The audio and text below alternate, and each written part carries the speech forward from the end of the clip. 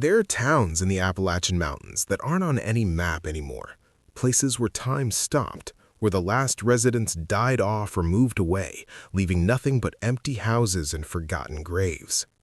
But some of these ghost towns aren't as empty as they seem.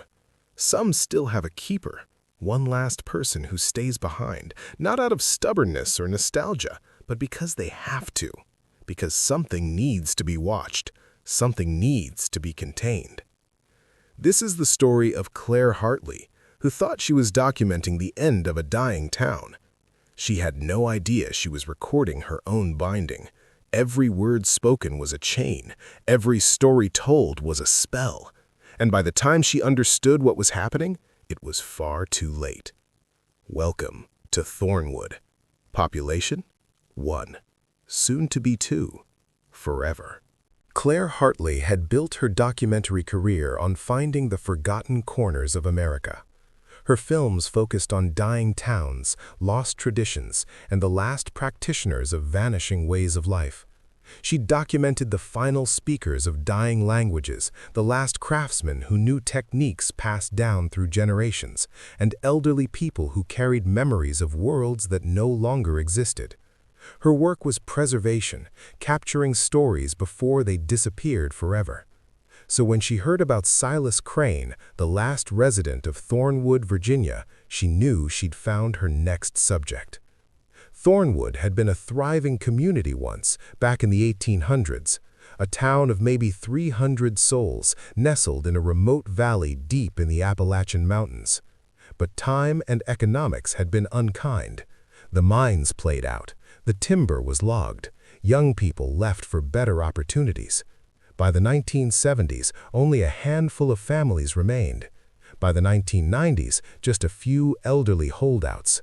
And now, in 2024, only Silas Crane was left, a man in his 90s who refused to leave despite having no electricity, no running water, and no contact with the outside world except for a monthly supply drop from a volunteer organization. Claire had tried calling him. The volunteer organization had a radio they used to check on him, but Silas had said if she wanted his stories, she'd have to come in person. "Some things can't be told over a wire," he'd said. "They need to be spoken face to face, mouth to ear, the old way." It took Claire 2 days to reach Thornwood. The roads had deteriorated to barely more than trails, and the last 5 miles she had to hike, carrying her equipment in a backpack. The October forest was brilliant with fall colors, but there was something oppressive about these mountains. The trees grew too close, the valleys were too narrow, and the silence was absolute. No birds, no insects, nothing but the sound of her own breathing and footsteps. Thornwood appeared suddenly as she crested a ridge. The town spread across a small valley, and Claire's first thought was how intact it looked. Most ghost towns she'd visited were in ruins, collapsed roofs, fallen walls, nature reclaiming everything. But Thornwood's buildings stood straight and solid, as if people had just left yesterday. Houses lined what had been the main street, their windows dark but unbroken. A church steeple rose above the trees. Even the old general store still had its sign hanging above the door. It was beautiful and deeply, profoundly wrong. Claire found Silas Crane sitting on the porch of the largest house in town, a 3-story Victorian that might have belonged to a mine owner or mayor a century ago. He was ancient, skeletal thin, with skin like old leather and eyes that were still sharp and bright. He watched her approach with an expression she couldn't quite read. "Miss Hartley," he said. His voice was strong, surprisingly so for someone his age. "You came. Good. We don't have much time." "Mr. Crane, it's an honor to meet you." Claire set down her equipment and extended her hand. His grip was firm but cold, and she noticed his fingers had a strange texture, almost like bark. "Thank you for agreeing to let me document your stories. I promise to treat them with respect." "Respect," Silas smiled, revealing teeth that were too white, too perfect for someone his age. "Yes, that's important. These stories demand respect. They demand belief. Do you believe, Miss Hartley?" Believe in what? In the old ways, the old powers, the things that lived in these mountains before we came, and the things that will be here long after we're gone. Claire had heard this kind of talk from elderly informants, a mix of folklore, superstition, and genuine mountain wisdom. She nodded politely. I believe that the stories people tell have power, Mr. Crane. They shape how we see the world. That's not what I asked, but he didn't press. Come inside, let's begin. I have much to tell you, and my time grows short. The interior of the house was immaculate. No dust, no decay, everything preserved as if time itself had stopped. Photographs lined the walls, showing Thornwood in its heyday. Main Street bustling with people, the church on Sunday morning, children playing in the town square. But Claire noticed something odd about the photographs. In every one, without exception, the people's faces were blurred or turned away, as if they'd moved at the exact moment the shutter clicked. Silas led her to what had been a parlor, now set up with 2 chairs facing each other. "Sit," he said. "Record if you wish. In fact, I insist you record everything, every word, every story. It's important they be preserved." Claire set up her equipment, a digital recorder, a video camera on a tripod, and a backup audio device. She'd learned early in her career to always have redundancies. "Before we start, can you tell me a bit about yourself? How long have you lived in Thornwood?" "All my life," Silas said. 93 years. I was born in this house, and I'll die in this house, just as my father did before me, and his father before him. The Cranes have been in Thornwood since the beginning, since 1823, when the town was founded." "Why did you stay when everyone else left?" Silas was quiet for a long moment, his bright eyes studying her. "Someone had to. Someone always has to. Thornwood isn't just a town, Miss Hartley. It's a prison, a containment, and it needs a keeper." "A prison for what?" "That's what the stories will tell you." He leaned forward, and Claire noticed for the first time that he had symbols tattooed on his forearms, old symbols like nothing she'd seen before. "Are you ready to begin? Once we start, we can't stop until all the stories are told. That's the rule. Do you agree?" Claire hesitated. Something about the way he said it felt like more than just an old man's eccentricity. But she'd come all this way, and this might be her only chance to record these stories. "I agree." Silas smiled. "Then let me tell you about the founding of Thornwood and the bargain that was made." He began to speak, and Claire recorded every word. "In 1823, a group of settlers came to this valley seeking religious freedom. They were led by a man named Jeremiah Thornwood, a preacher who'd been driven out of Virginia proper for his beliefs. You see, Jeremiah didn't just preach Christianity. He believed in older powers, the powers that had been in these mountains since before the Cherokee, since before any human walked these slopes. He believed these powers could be bargained with, bound, used." As Silas spoke, Claire noticed something strange. His voice seemed to resonate, each word carrying a weight that normal speech didn't have, and the symbols on his arms were beginning to glow faintly, as if heated from within. "Jeremiah and his followers built this town right here in this valley because this place is thin. The barrier between our world and the older, darker places is weak here. Things can slip through, hungry things, dangerous things. So Jeremiah made a bargain. He would build a town that would serve as a seal, a plug in the thin place. The buildings themselves would form a pattern, a ward, a binding circle. And as long as the town stood, as long as someone kept the stories and performed the rituals, the things on the other side would stay contained." Claire's recorder was capturing every word, but she found herself leaning forward, transfixed. Silas's voice had taken on a rhythmic quality, almost like a chant. But the bargain required sacrifice, power for power, life for life. Once every generation, the keeper of Thornwood must bind themselves to the town, become part of the ward, pour their life force into maintaining the seal. My great-great-grandfather Ezekiel was the first keeper after Jeremiah, then his son Abraham, then my grandfather Solomon, then my father Malachi, and for the past 60 years, I've been the keeper. And when you die? Asked Claire. Then the bargain transfers. The stories pass to a new vessel. The power, the responsibility, the burden, all of it moves to someone else. Someone who's heard the stories, who's taken them in, who's been marked by the telling.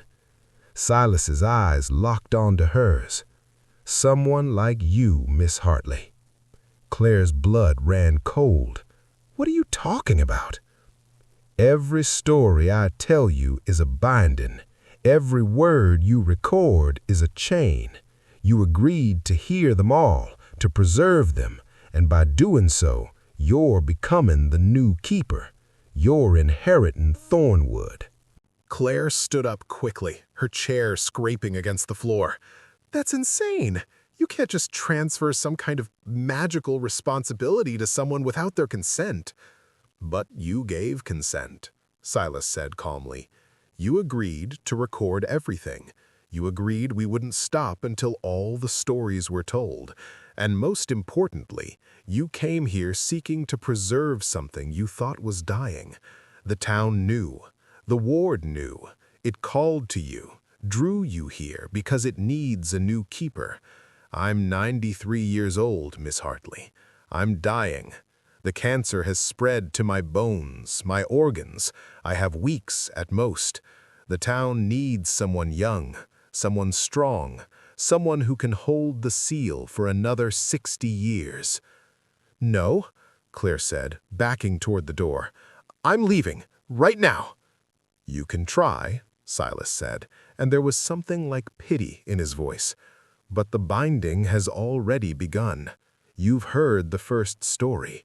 The words are in you now, taking root. You'll find that the pull of Thornwood is already growing. The further you get from the town, the worse you'll feel. The compulsion to return will become unbearable. Claire grabbed her equipment and ran. She burst out of the house and down the porch steps, heading for the trail that led out of the valley. Her heart was pounding, her breath coming in gasps. This was crazy. The old man was delusional. His isolation and approaching death had driven him mad. She made it to the edge of town before the pain started. It began as a headache, sharp and sudden, right behind her eyes. Then her chest tightened, making it hard to breathe. Her legs felt heavy, as if she was wading through water.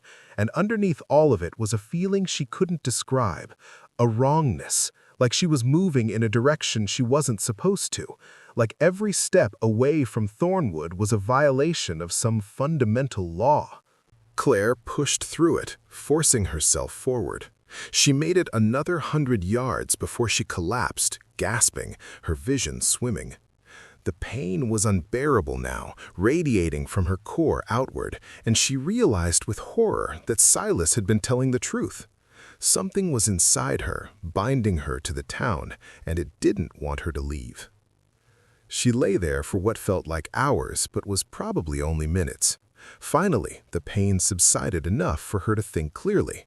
She had two choices: keep trying to leave and probably die of whatever this was, or go back and try to figure out how to break the binding. Claire turned back toward Thornwood. The moment she started walking toward the town, the pain vanished completely. The relief was so sudden and complete that she almost cried. But underneath the relief was terror. Because if Silas was right, if she really was being bound to this place, then her entire life was about to be stolen from her. Silas was still sitting on the porch when she returned. "The pull gets stronger the more stories you hear," he said. "By the time I finish telling you everything, you won't be able to leave at all. The ward will have claimed you completely." How do I break it? Claire demanded. There has to be a way. There is no breaking it, only transferring it. I would need to find someone else to pass the stories to, someone else who would agree to hear them and record them. But who would come here? Who would listen? It took the ward 5 years to draw you here, Miss Hartley. It might take decades to find another suitable vessel, and I don't have decades. I barely have weeks. Claire's mind raced. What if I destroy the recordings? Would that break the binding? No, the words are already inside you. Destroying the recordings would only mean losing the instructions, the specific rituals and warding spells you'll need to maintain the seal. You'd still be bound here, but you'd be helpless to do what needs to be done. Then I'll refuse to hear any more stories. I'll leave right now, pain or no pain, even if it kills me. It won't kill you. It'll drive you mad. The binding is incomplete, you see. You've heard just enough to be connected to Thornwood, but not enough to understand what you're connected to. The things behind the seal will feel you, sense your presence in the ward, and they'll try to reach you, try to use you. You'll start having visions, hearing voices, feeling them trying to push through. Within days, you'll be insane. Within weeks, you'll have torn down the buildings that form the ward, broken the seal, and let them through. Is that what you want? Claire slumped onto the porch steps, her head in her hands. This can't be happening. This isn't real. I'm sorry, Silas said, and he sounded genuine. I truly am. If there had been any other way, I would have taken it. But the ward is everything. These mountains, this entire region, hell, maybe the entire eastern seaboard depends on Thornwood staying sealed. What's contained here is old and vast and hungry. If it gets free, it won't stop with one town or one state. So yes, I'm sacrificing you. Your life, your freedom, your future, all of it to keep the seal intact. It's a terrible thing to do, but it's necessary. Tell me what's down there, Claire said quietly. What's so dangerous that it requires this kind of sacrifice? Silas stood slowly, his joints cracking. Come with me, I'll show you, but be warned, once you see it, you can never unsee it, and the binding will grow stronger. He led her through Thornwood, past the empty houses and silent church, to the far end of town where the valley narrowed. There, partially hidden by overhanging rock, was the entrance to a cave. Symbols were carved into the stone around the opening, the same symbols Claire had seen tattooed on Silas's arms. The thin place, Silas said. This is where the barrier is weakest, where the things on the other side press against our reality, trying to push through. Claire approached the cave entrance cautiously. The air near it was cold, much colder than it should be, and it had a smell, something organic and rotten, but also metallic, like blood and rust. She peered into the darkness. At first, she saw nothing. Then her eyes adjusted, and she wished they hadn't. The cave wasn't empty. It was full of movement, writhing, pulsing movement, as if the walls themselves were alive. And in the darkness, she could see shapes. Huge shapes with too many limbs and no discernible form, pressing against some invisible barrier, like faces pressed against glass. They sensed her presence, and suddenly, dozens of eyes, hundreds of eyes, turned in her direction. Claire stumbled backward, her heart racing. What are those things? No one knows, Silas said. Jeremiah Thornwood called them the Old Hungry. Others have called them demons, elder gods, interdimensional parasites. What matters is what they do. They consume reality, matter, consciousness, everything. If they break through, they'll devour this valley, then the next valley, then the mountains, spreading like a cancer until there's nothing left but them. And the town keeps them contained? How? The buildings form a pattern, a ward written in architecture. Each house, each street, each structure is positioned according to specific geometric principles that create a binding circle. And at the center of it all is the keeper. Me for the past 60 years, you soon enough. The keeper's life force powers the ward, maintains the seal. It's a slow consumption. The ward feeds on you bit by bit, year by year. That's why keepers don't live much past 100. The town uses them up. Claire turned away from the cave, unable to look at those writhing shapes any longer. There has to be another way. Modern science, technology. Do you think we haven't tried? Silas's voice was sharp. My father brought in engineers in the 1960s, men with expertise in geology and construction. They looked at the town, analyzed the cave, took samples. Their instruments went haywire near the thin place. Their calculations made no sense. One of them went into the cave to set up monitoring equipment. We found him 3 days later, completely mad, speaking in languages that don't exist. He died in a state hospital, still screaming about the things he'd seen. Silas's voice softened. Magic is real, Miss Hartley. Old magic, from before science, from before reason, and sometimes it's the only tool that works.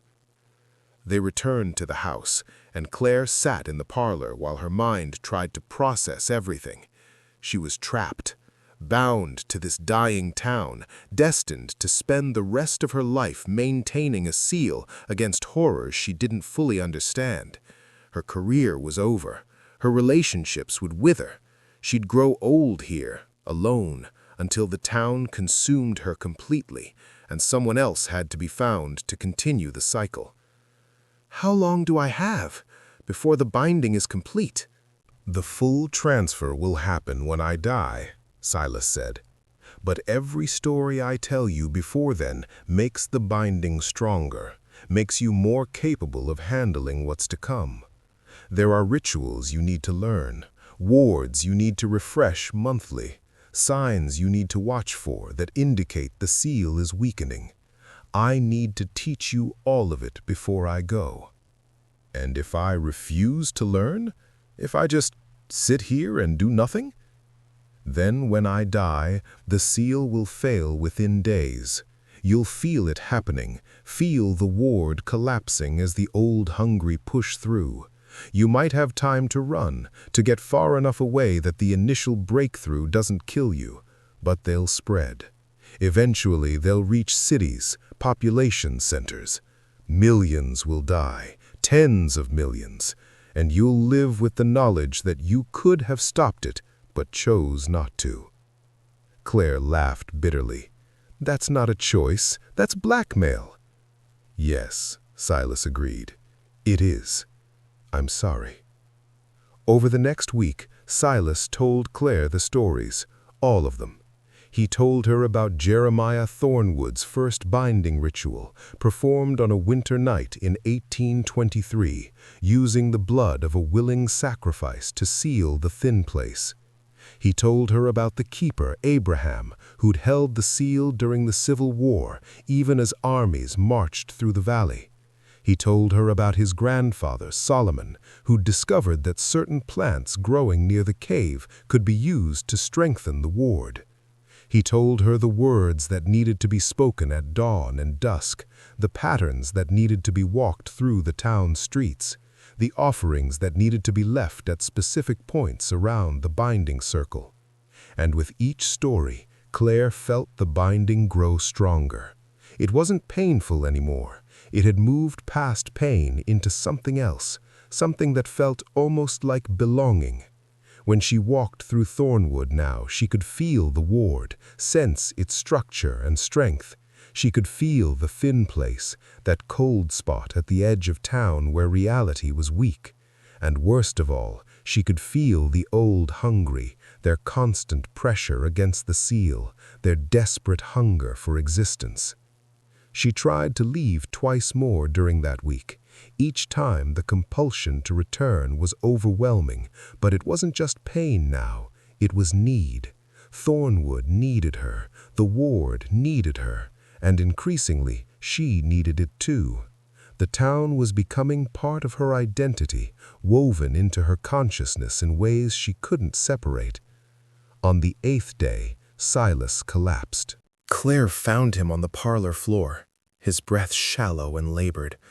She'd learned enough basic first aid to make him comfortable, but she could see that this was the beginning of the end. The cancer had reached its final stage. "It's time," Silas whispered. "Time for the last story, the most important one." Claire knelt beside him, her recorder running out of habit. "Save your strength." "No, you need to hear this." Silas's voice was weak but determined. "The final story isn't about the past, it's about you, about what you'll become."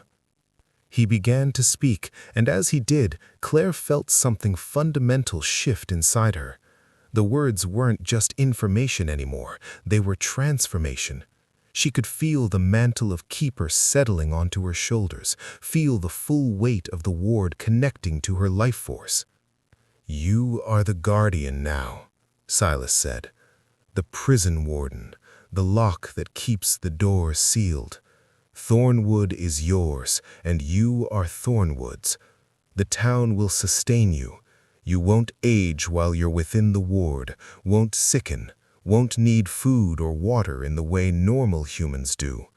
But you can never leave, never build a life outside these mountains, never have children or grow old somewhere else. You are bound here until someone can be found to replace you. And that might be decades. It might be never." Tears streamed down Claire's face. "I don't want this. I never wanted this." "I know," Silas said gently. "Neither did I. But it's ours regardless. The burden of the keeper is that we don't get to choose. We're chosen. And once chosen, we serve, because the alternative is unthinkable." He reached out with a trembling hand and touched her forehead. Claire felt something flow from him into her, the full knowledge of the ward, every ritual and every secret accumulated over 2 centuries. It was too much, too vast, and she cried out from the overwhelming influx of information. When her vision cleared, Silas was smiling. "You'll do well. Better than I did, I think. You're stronger than you know." "Don't go. Please, I'm not ready." "No one ever is." Silas's eyes closed. "But you'll learn, just as I did, just as all the keepers before me did. Protect the seal, Claire Hartley. Keep the old hungry contained. And if you can, find someone to pass it to before the town consumes you completely. Give them the choice I never gave you." His breathing stopped. Claire felt the exact moment Silas died because she felt the full weight of the ward transferred to her.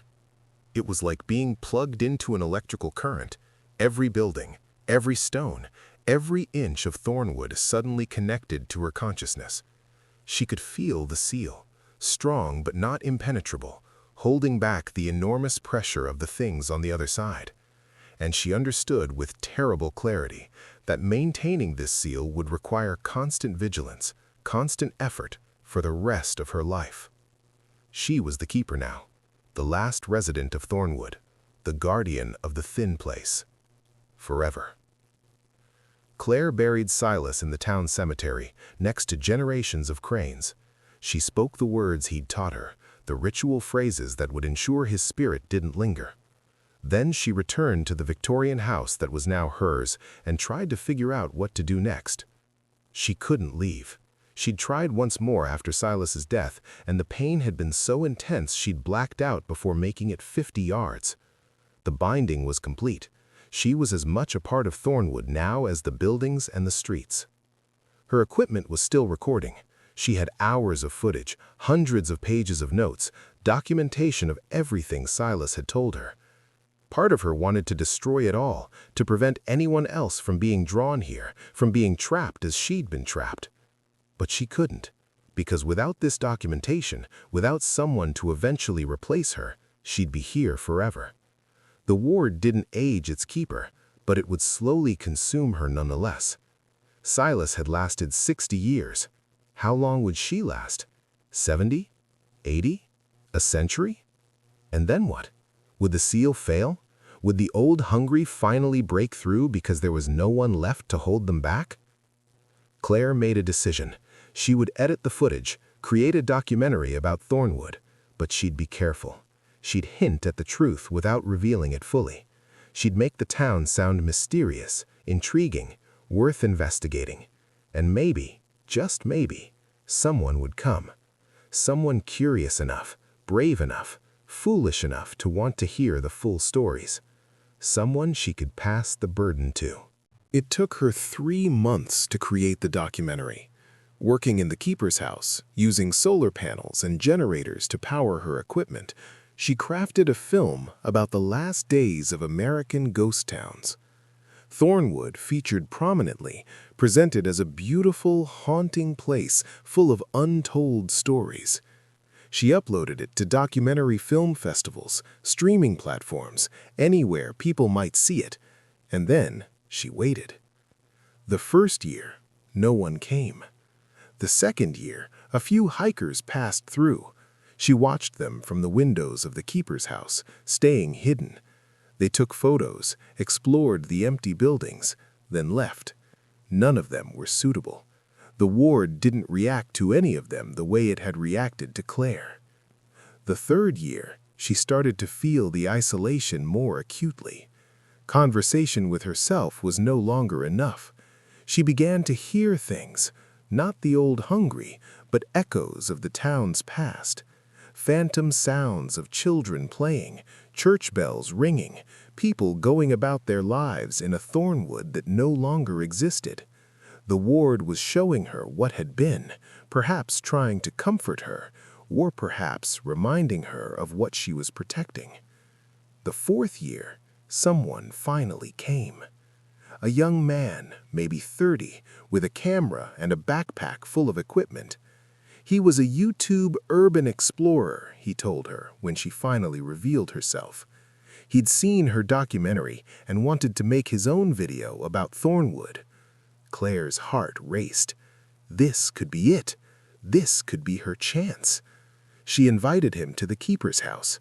She offered to tell him the real stories of Thornwood, the ones she hadn't included in the documentary.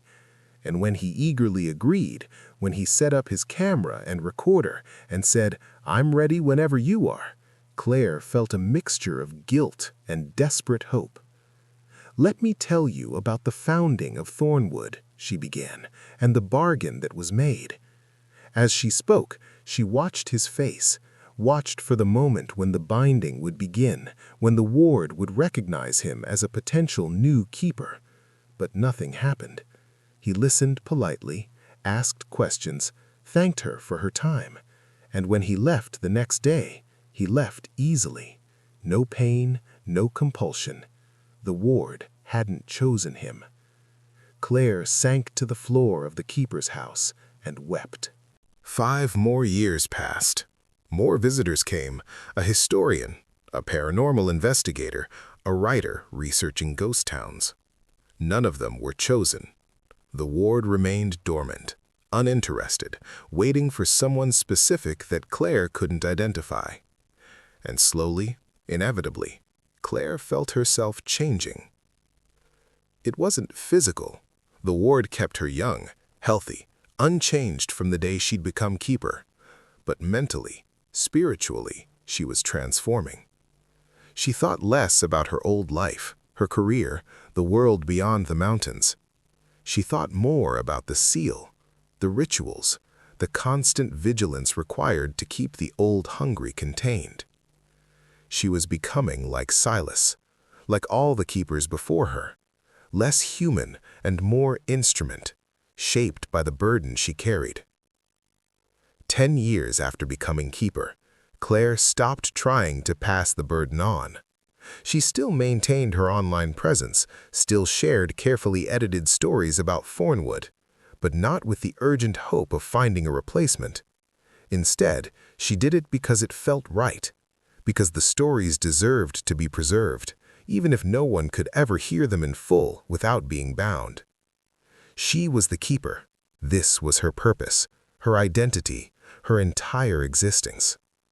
And when she walked through the empty streets of Thornwood now, checking the buildings that formed the ward, refreshing the symbols carved into doorframes and foundations, she felt something that might have been contentment, or might have been resignation so complete it looked like peace. The town was hers. She was the town's. And that was how it would be until the ward found someone else, or until she finally burned out after decades of service. The last resident of Thornwood, the guardian of the thin place, the keeper of the seal. Forever. Claire Hartley still maintains her online presence, still posts videos about abandoned places and forgotten towns, but she never leaves Thornwood. Can't leave. Her last post was uploaded 3 days ago. A short video showing the main street of Thornwood, beautiful in the morning light, with Claire's voice narrating. Some places are worth protecting. Some stories need to be told. If you're interested in hearing the full history of this remarkable town, come visit. I have so much to share.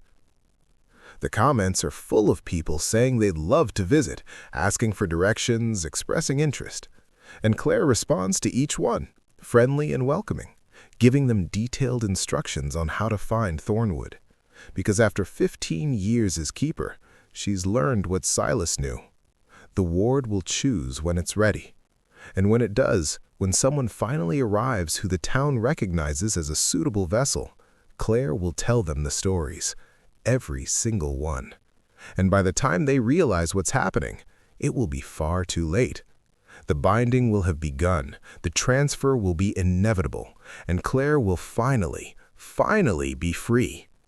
Or maybe she won't. Maybe the ward won't let her go even then. Maybe once you're keeper, you're always keeper, tied to Thornwood in ways that transcend any single lifetime. She doesn't know, but she hopes. Every day, she hopes. If this story has you questioning what knowledge is safe to seek, hit that subscribe button for more terrifying tales from Appalachia's cursed places. And remember, some stories aren't just information. Some are spells. Some are bindings. And once you hear them, once you really listen and understand, you can never unhear them. They become part of you, forever. Choose your stories carefully. Some inheritances can't be refused.